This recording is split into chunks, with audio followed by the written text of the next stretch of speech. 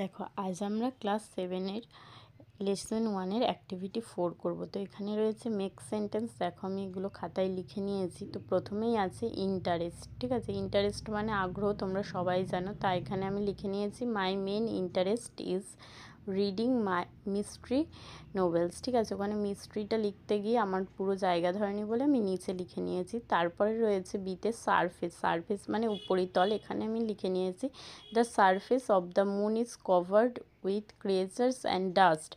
সিতে রয়েছে দেখো ইনহ্যাবিটেটেড, যেটাই মানে বলা হয় বসতি। The cave was inhabited by bats, মানে এই গুয়াহাটিতে বাদুড়েরা বাস করতো।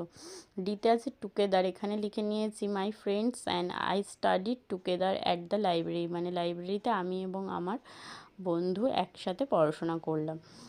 এবং লাস্ট লিখে নিয়েছি scientist, doctor APJ Abdul Kalam was a great scientist.